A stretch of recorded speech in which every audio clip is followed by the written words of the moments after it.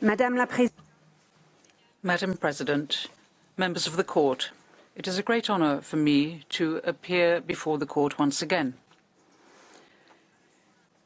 It is also both a privilege and a weighty responsibility for me to represent South Africa in this case of such severe gravity. It is my task to examine the urgency and the risk of irreparable harm to the rights claimed, the final two conditions to be met for the Court to indicate provisional measures. Before that, I should like to address South Africa's sincere apologies to the Francophone members of the Court for not having made any of its submissions in French. South Africa would ask you not to regard this as a lack of courtesy on its part. If you will allow, I shall now continue my pleadings in English.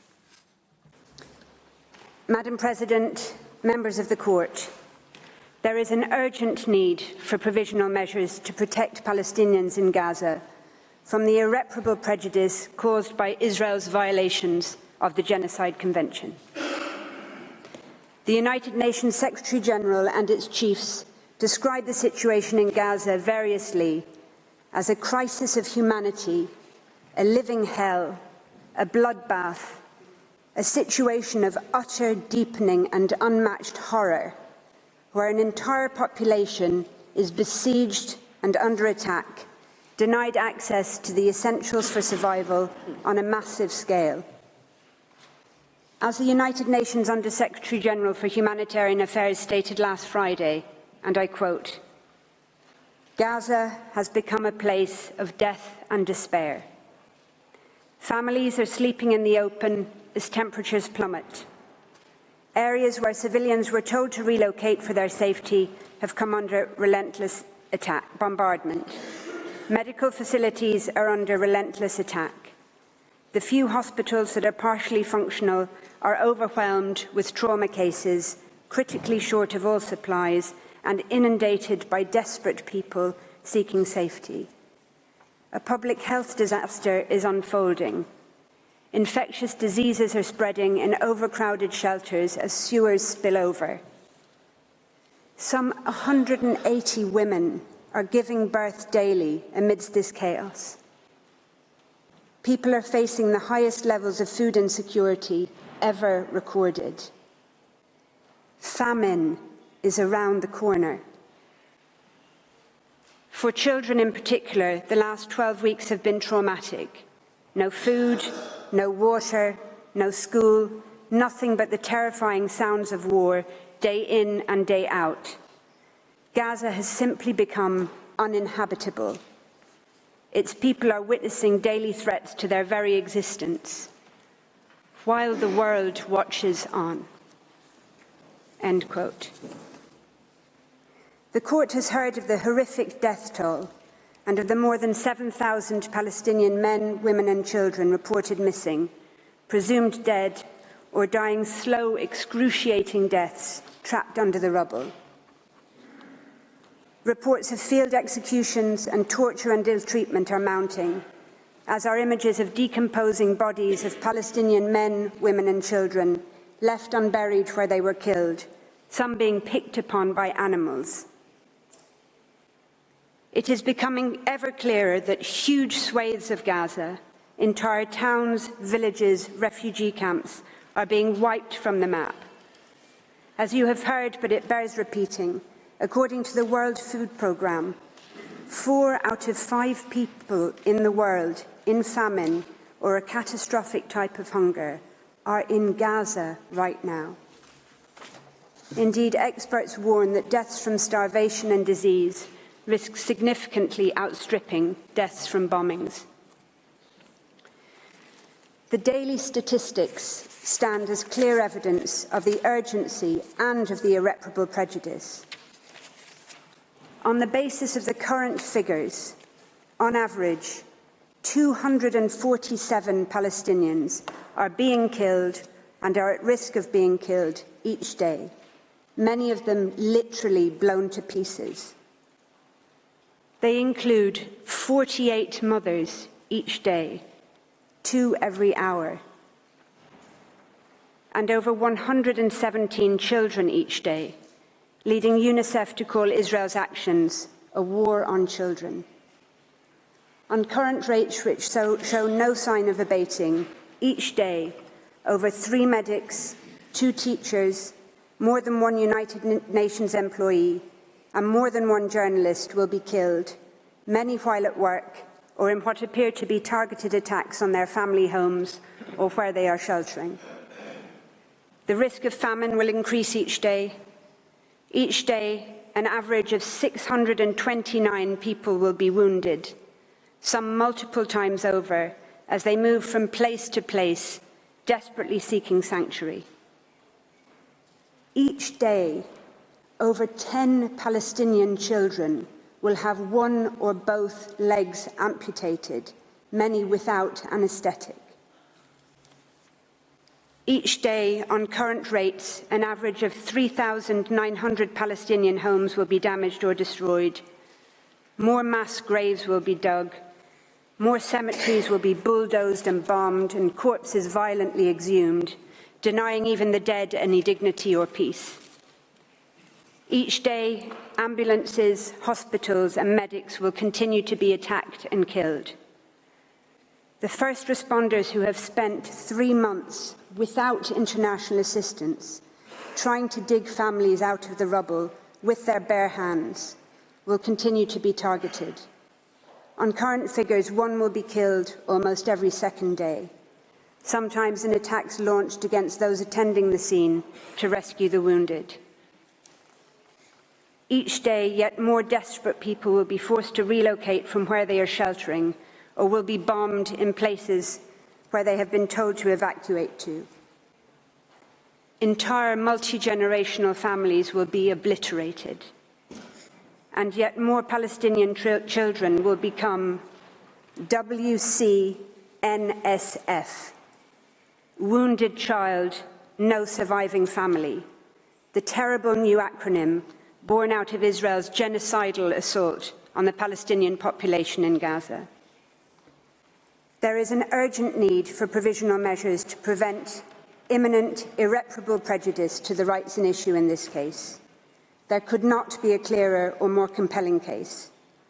In the words of the Commissioner General of the United Nations Relief and Works Agency, there must be an end to the decimation of Gaza and of its people. Turning to the Court's case law, as the Court has recently reaffirmed, and I quote, "The condition of urgency is met when acts susceptible of causing irreparable prejudice can occur at any moment before the Court makes a final decision on the case." End quote. That is precisely the situation here. Any of those matters to which I have referred can and are occurring at any moment. United Nations Security Council resolutions demanding, quote, "the immediate, safe, unhindered delivery of humanitarian assistance at scale throughout Gaza and full, rapid, safe and unhindered humanitarian access," end quote, remain unimplemented. United Nations General Assembly resolutions calling for a humanitarian ceasefire have been ignored. The situation could not be more urgent. Since these proceedings were initiated on the 29th of December 2023 alone, an estimated over 1,703 Palestinians have been killed in Gaza and over 3,252 injured. As to the criterion of irreparable prejudice, for decades now, the Court has repeatedly found it to be satisfied in situations where serious risks arise to human life or to other fundamental rights. In the cases of Georgia, Russia and Armenia, Azerbaijan, the Court ordered provisional measures, having found a serious risk of irreparable prejudice where hundreds of thousands of people had been forced from their homes. In ordering provisional measures in the latter case, the Court noted the context of, I quote, "the long-standing exposure of the population to a situation of vulnerability, including hindrances to the importation of essential goods, causing shortages of food, medicine, and other life-saving medical supplies." End quote. In Gaza, as you have heard, nearly 2 million people, over 85% of the population, have been repeatedly forced to flee their homes and shelters, not just once or twice, but some 3, 4 or more times over, into shrinking slivers of land where they continue to be bombed and killed. This is a population that Israel had already made vulnerable through 16 years of military blockade and crippling de-development. Today, Israel's hindrances to the import of food and essential items have brought Gaza to the brink of famine, with adults, mothers, fathers, grandparents regularly foregoing food for the day so that children can eat at least something. Medicine shortages and the lack of medical treatment, clean water and electricity are so great that large numbers of Palestinians are dying or are at imminent risk of dying preventable deaths. Cancer and other services have long shut down. Women are undergoing caesarean sections without anaesthetic in barely functioning hospitals, described as scenes from a horror movie, with many undergoing otherwise unnecessary hysterectomies in an attempt to save their lives. In the Canada-Syria torture case, the court made clear that, I quote, "Individuals subject to torture and other acts of cruel, inhuman or degrading treatment or punishment are at serious risk of irreparable prejudice." Well, Palestinians in Gaza are also at risk of such irreparable prejudice, with videos of Palestinian boys and men rounded up and stripped and degraded broadcast to the world, alongside footage of serious bodily harm and accounts of serious mental harm and humiliation. In Qatar, United Arab Emirates, the court considered provisional measures to be justified, having regard to the risk of irreparable prejudice deriving from factors such as people being forced to leave their places of residence without the possibility of return, the psychological distress of temporary or potentially ongoing separation from their families, and the harm associated with students being prevented from taking their exams. If provisional measures were justified there, how could they not be in Gaza, where countless families have been separated, with some family members evacuating under Israeli military orders and others staying behind at extreme risk to care for the wounded, infirm and the elderly, where husbands, fathers and sons are being rounded up and separated from their families, taken to unknown locations for indeterminate periods of time. In the Qatar case, the court issued a provisional order where harm to approximately 150 students was an issue. In Gaza, 625,000 school children have not attended school for 3 months, with the United Nations Security Council expressing deep concern, I quote, that the disruption of access to education has a dramatic impact on children and that conflict has lifelong effects on their physical and mental health. Almost 90,000 Palestinian university students cannot attend at university in Gaza. Over 60% of schools, almost all universities, and countless bookshops and libraries have been damaged or destroyed, and hundreds of teachers and academics have been killed, including deans of universities and leading Palestinian scholars, obliterating the very prospects for the future education of Gaza's children and young people. Notably, the court has found provisional measures to be justified in all 3 cases where they were previously sought in relation to violations of the Genocide Convention. It did so in Bosnia and Serbia in 1993, finding on the basis of evidence that was certainly no more compelling than that presently before the court, that it was sufficient to determine that there was, and I quote, a grave risk of acts of genocide being committed. The court found provisional measures to be justified in the Gambia-Myanmar case, on the basis of a risk of irreparable prejudice to the Rohingya, subject to, quote, mass killings as well as beatings, the destruction of villages and homes, denial of access to food, shelter and other essentials of life. More recently, in indicating provisional measures in Ukraine-Russia, the court considered that Russia's military activities had, quote, resulted in numerous civilian deaths and injuries and caused significant material damage, including the destruction of buildings and infrastructure, end quote, giving rise to a risk of irreparable prejudice. The court had regard to the fact that, quote, attacks are ongoing and are creating increasingly difficult living conditions for the civilian population, end quote, which it considered to be extremely vulnerable. The court also considered the fact that, I quote again, many persons have no access to the most basic foodstuffs, potable water, electricity, essential medicines or heating, and that many were attempting to flee under extremely insecure conditions. This is occurring in Gaza on a much more intensive scale to a besieged, trapped, terrified population that has nowhere safe to go.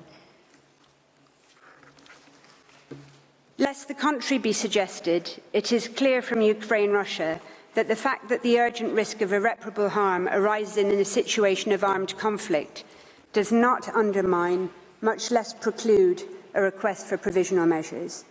That's also clear from the court's other judgments. So in the case of armed activities on the territory of the Congo, for example, the court ordered provisional measures based on its finding that, quote, persons, assets and resources present on the territory of the Congo, particularly in the area of conflict, remain extremely vulnerable, and that there was a serious risk that rights at issue in the case may suffer irreparable prejudice, end quote. Similarly, in Costa Rica, Nicaragua, the court indicated provisional measures in part on the basis that the presence of troops in the disputed territory gave rise, I quote, to a real and present risk of incidents liable to cause irremediable harm in the form of bodily injury or death, end quote. In relation to the Genocide Convention in particular, the court recalled in Gambia, Myanmar, that, quote, states parties expressly confirmed their willingness to consider genocide as a crime under international law, which they must prevent and punish independently of the context of peace or of war in which it takes place, end quote. More recently, in the case of Guyana, Venezuela, the court considered that the serious risk of Venezuela, quote, acquiring and exercising control and administration of the territory in dispute, end quote, gave rise to a risk of irreparable prejudice to the rights asserted in the case. Similar factors are an issue here, having regard to the territorial ambitions and settlement plans for Gaza being raised by members of the Israeli government, and the relationship of those factors to the very survival of Palestinians in Gaza as such. Similarly, any scaling up by Israel of access of humanitarian relief to Gaza in response to these proceedings or otherwise would be no answer to South Africa's request for provisional measures. In the case of Iran, United States, the court found a risk of irreparable harm from the exposure of individuals to danger to health and life caused by restrictions placed on medicines and medical devices, foodstuffs and other goods required for humanitarian needs. That was notwithstanding the assurances offered by the United States for it to expedite the consideration of humanitarian issues, and notwithstanding the fact that essentials were in any event exempt from the United States sanctions. The court considered that the assurances were, I quote, not adequate to address fully the humanitarian and safety concerns raised, and that there remained a risk that measures adopted by the United States may entail irreparable consequences. In Armenia, Azerbaijan, unilateral undertakings to alleviate restrictions alongside the full resumption of humanitarian and commercial deliveries did not defeat requests for the indication of provisional measures. The court was clear that while contributing, quote, towards mitigating the imminent risk of irreparable prejudice resulting from the military operation, those developments did not remove the risk entirely. Indeed, in Georgia, Russia, the court made clear that it considers a serious risk to subsist where, quote, the situation is unstable and could rapidly change. The court considered, quote, given the ongoing tension and the absence of an overall settlement to the conflict in this region, populations also remain vulnerable, end quote. Israel continues to deny that it is responsible for the humanitarian crisis it has created, even as Gaza starves. The aid it has belatedly begun to allow in is wholly inadequate and does not come anywhere close to the average 500 trucks being permitted daily before October 2023, even under the blockade. Any unilateral undertakings Israel might seek to give about future aid would not remove the risk of irreparable prejudice, not least considering Israel's past and current conduct towards the Palestinian people, including the 16 years of brutal siege on Gaza. In any event, as the United Nations Secretary-General has made absolutely clear, it is a mistake to measure, quote, the effectiveness of the humanitarian operation in Gaza based on the number of trucks allowed in. As he stressed, I quote, the real problem is that the way Israel is conducting this offensive means that the conditions for the effective delivery of humanitarian aid no longer exist. That would require security, staff who can work in safety, logistical capacity, and the resumption of commercial activity. It requires electricity and steady communications. All of these remain absent, end quote. Indeed, only shortly after Israel opened the Kerem Shalom crossing to goods in late December 2023, it was struck in a drone attack, killing 5 Palestinians and leading to another temporary closure. Nowhere and nobody is safe. As the United Nations Secretary-General and all its chiefs have made clear, without a halt to Israel's military operations, crossings, aid convoys and humanitarian workers, like everyone and everything else in Gaza, remain at imminent risk of further irreparable prejudice. An unprecedented 148 United Nations staff have been killed to date. Without a halt to Israel's military activity in Gaza, there will be no end to the extreme situation facing Palestinian civilians. Madam President, members of the Court, if the indication of provisional measures was justified on the facts in those cases I have cited, how could it not be here, in a situation of much greater severity, where the imminent risk of irreparable harm is so much greater? How could they not be justified in a situation that humanitarian veterans from crises spanning as far back as the killing fields of Cambodia, people who, in the words of the United Nations Secretary-General, have seen everything, if they say it is so utterly unprecedented that they are out of words to describe it? It would be a complete departure from the long and established line of jurisprudence that this court has firmly established and recently reconfirmed for the court not to order provisional measures in this case. The imminent risk of death, harm and destruction that Palestinians in Gaza face today and that they risk every day during the pendency of these proceedings, on any view justifies, indeed compels, the indication of provisional measures. Some might say that the very reputation of international law, its ability and willingness to bind and to protect all people equally, hangs in the balance. But the Genocide Convention is about much more than legal precedent. It is also fundamentally about the confirmation and endorsement of elementary principles of morality.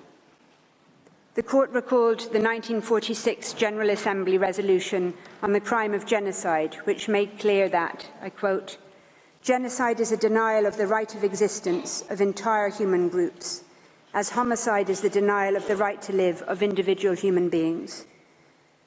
Such denial of the right of existence shocks the conscience of mankind, results in great losses to humanity in the form of cultural and other contributions represented by these human groups, and is contrary to moral law and to the spirit and aims of the United Nations." End quote. Notwithstanding the Genocide Convention's recognition of the need to rid the world of the odious scourge of genocide, the international community has repeatedly failed. It failed the people of Rwanda. It had failed the Bosnian people and the Rohingya, prompting this court to take action.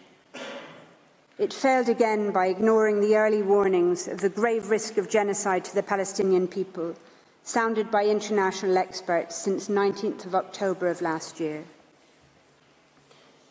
The international community continues to fail the Palestinian people, despite the overt, dehumanizing, genocidal rhetoric by Israeli governmental and military officials, matched by the Israeli army's actions on the ground.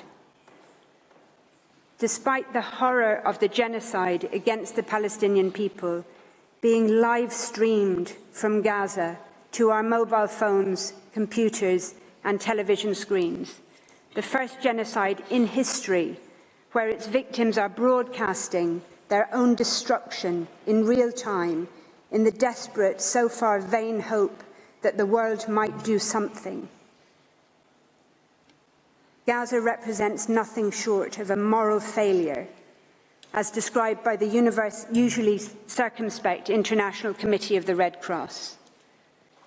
As underscored by United Nations chiefs, that failure has, I quote, repercussions not just for the people of Gaza, but for the generations to come, who will never forget these over 90 days of hell and assaults on the most basic precepts of humanity.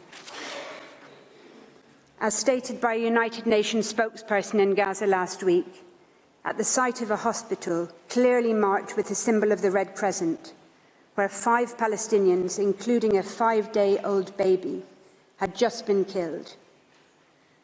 The world should be absolutely horrified. The world should be absolutely outraged. There is no safe space in Gaza, and the world should be ashamed. Madam President, members of the Court, in conclusion, I share with you 2 photographs. The first is of a whiteboard at a hospital in northern Gaza, one of the many Palestinian hospitals targeted, besieged and bombed by Israel over the course of the past 3 brutal months. The whiteboard is wiped clean of no longer possible surgical cases, leaving only a handwritten message by a Médecins Sans Frontières doctor, which reads, "We did what we could. Remember us." The second photograph is of the same whiteboard after an Israeli strike on the hospital on the 21st of November that killed the author of the message, Dr. Mahmoud Abu Nujayla, along with 2 of his colleagues. Just over a month later, in a powerful sermon delivered from a church in Bethlehem on Christmas Day, the same day Israel had killed 250 Palestinians, including at least 86 people, many from the same family, massacred in a single strike on Maghazi refugee camp. Palestinian pastor Mundhir Ishaq addressed his congregation and the world, and he said, and I quote, "Gaza as we know it no longer exists. This is an annihilation. This is a genocide. We will rise. We will stand up again from the midst of destruction, as we have always done as Palestinians, though this is by far maybe the biggest blow we have received. But he said, no apologies will be accepted after the genocide. What has been done has been done. I want you to look in the mirror and ask, where was I when Gaza was going through a genocide? South Africa is here before this court in the Peace Palace. It has done what it could. It is doing what it can by initiating these proceedings, by seeking interim measures against itself as well as against Israel. South Africa now respectfully and humbly calls on this honourable court to do what is in its power to do, to indicate the provisional measures that are so urgently required to prevent further irreparable harm to the Palestinian people in Gaza, whose hopes, including for their very survival, are now vested in this court. Madam President, members of the court, I should like to thank you for your kind attention. I ask that you call Professor Lowe, KC, to the podium now to describe the provisional measures sought by South Africa on behalf of the Palestinian people.